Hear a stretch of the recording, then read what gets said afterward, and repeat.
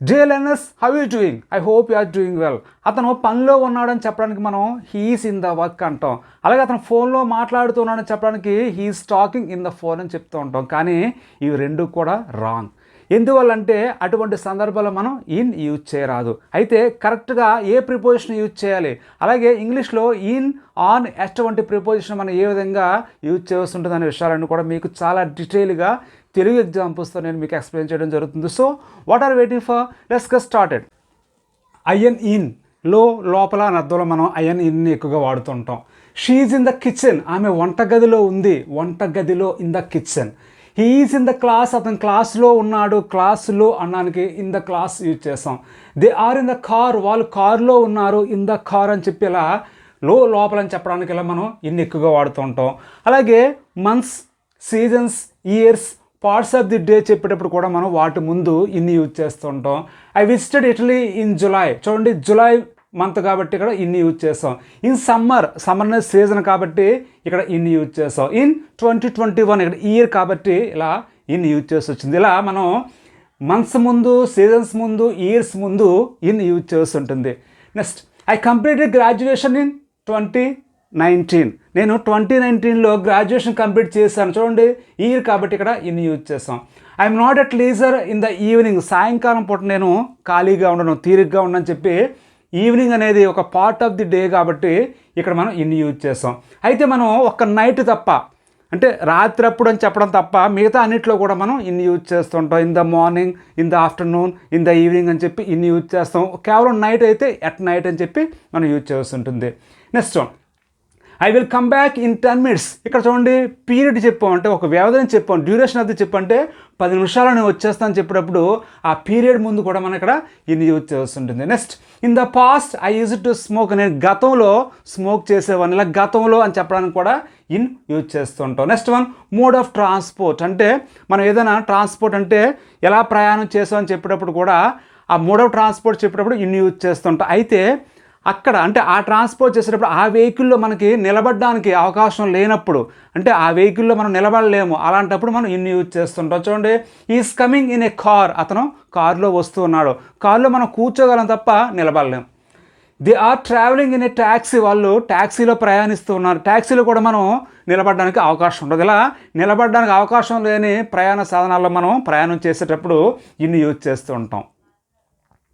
Friends, next one is on, పైన. He sat on the table, అతను table పైన కూర్చున్నాడంటే ఆ టేబుల్ అంటుకొని ఆ టేబుల్ సర్ఫేస్ పైన కూర్చున్నాడని చెప్పేటప్పుడు ఇలా మనం ఆన్ యూజ్ చేస్తుంటుంది. నెక్స్ట్, తీరాన, ఒడ్డున అని చెప్పేటప్పుడు ఆన్ యూజ్ చేస్తుంటాం. Vijayawada is on the Krishna river, అంటే కృష్ణా నది ఒడ్డున విజయవాడ ఉందని చెప్పేటప్పుడు ఇలా ఆన్ వాడతాం. నెక్స్ట్, పక్కన.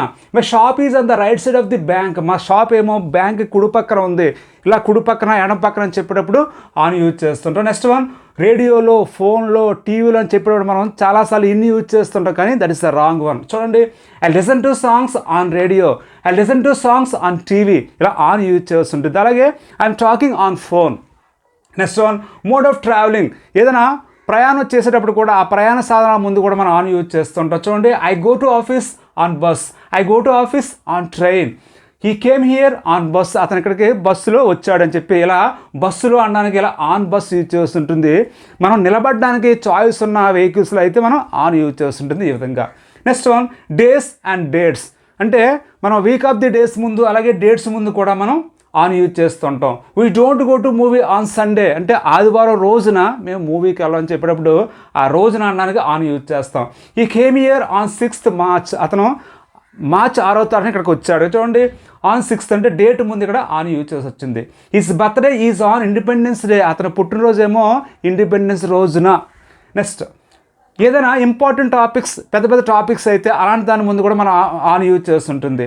The essay is on democracy, అంటే ఆ ఎస్ఏ అనేది డెమోక్రసీ అనే విషయం మీద, ఆ టాపిక్ మీద, అలా ఆ టాపిక్స్ మనం చెప్పేటప్పుడు కూడా ఆన్ యూజ్ చేస్తుంటుంది. అలాగే కొన్నిసార్లు నేను ఉపవాసం ఉన్నానని చెప్తాం, ఐఎమ్ ఆన్ ఫాస్టింగ్ అని చెప్పాలి తప్ప ఐఎమ్ ఇన్ ఫాస్టింగ్ అనకూడదు. On fasting, I'm on fasting, I'm on diet అని చెప్పాల్సి ఉంటుంది.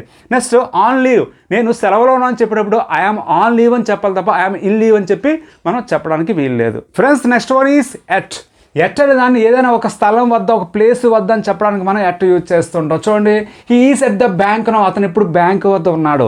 He is at the post office now, అతను ఇప్పుడు పోస్ట్ ఆఫీస్ వద్ద ఉన్నాడు అని చెప్పేటప్పుడు ఆ వద్ద అనడానికి ఎట్ యూజ్ చేస్తాం. అలాగే ఒక సమయానికి అని చెప్పేటప్పుడు కూడా ఎట్ వాడుతుంటాం. You should be at 4 in the evening అంటే నువ్వు 4 గంటలకి ఉండాలి, ఆ 4 గంటలకి అనడానికి ఎట్ 4 యూజ్ చేయాలి. Next one, I have a meeting at 2:30, నాకు 2:30కి మీటింగ్ ఉంది, ఆ 2:30కి అనడానికి మనం ఇలా ఎట్ యూజ్ చేస్తుంటుంది. అలాగే నేను పనిలో ఉన్నాను, తీరిగ్గా ఉన్నానని చెప్పేటప్పుడు ఎట్ యూజ్ చేస్తుంటాం, అంతేగాని ఇన్ యూజ్ చేయాలి. చాలామంది తెలుగుతో కంపేర్ చేసి ఆ పనిలో అని చెప్పడానికి ఇన్ యూజ్ చేస్తుంటారు. That is the absolutely wrong. I'm at work, నేను పనిలో ఉన్నాను. హీ ఈజ్ ఎట్ లీజర్, అతను తీరికగా ఉన్నాడు. లీజర్ అంటే తీరికగా ఉన్నాడు. ఇలా ఎట్ వర్క్, ఎట్ లీజర్ మనం యూజ్ చేస్తూ ఉంటాం. ఒక వయసులో ఒక వయసు అని చెప్పేటప్పుడు ఆ ఏజ్ ముందు కూడా ఎట్ మనం వాడుతూ ఉంటాం. షీ గాట్ మ్యారీడ్ ఎట్ 19, ఆమెకు 19 సంవత్సరాల వయసులో పెళ్ళి అయింది. At young age, at an old age అని చెప్పి మనం ఇలా ఎక్స్ప్రెషన్స్ వాడుతూ ఉంటాం ఏజ్తో కలిపి. నెక్స్ట్ వన్, ఒక ధరకు అని చెప్పేటప్పుడు అంటే ఏదైనా మనం కొనేటప్పుడు ఒక ధరకు కొనామని చెప్పేటప్పుడు కూడా మనం ఎట్ యూజ్ చేస్తుంటాం. I bought these at 50 rupees A KG, నేను వీటిని కేజీ 50 రూపాయలకి కొన్నాను. చూడండి, కేజీ 50 రూపాయలకి అంటే 50 రూపాయలకి అనడానికి ఇక్కడ ఎట్ యూజ్ చేసాం. At lower price, at hire price అని చెప్పి అలాంటి ఎక్స్ప్రెషన్స్ కూడా మనం కొన్ని సందర్భాల్లో వాడుతుంటాం. ఏదైనా సామర్థ్యాన్ని, నైపుణ్యాన్ని, టాలెంట్ని చెప్పేటప్పుడు పాజిటివ్గా కానీ నెగిటివ్గా కానీ మనం ఎట్ యూజ్ చేస్తుంటాం. చూడండి, she is good at English అంటే ఆమెకి ఇంగ్లీష్ బాగా వచ్చు, అంతేగాని she is good in English అని చెప్పి చెప్పకూడదు.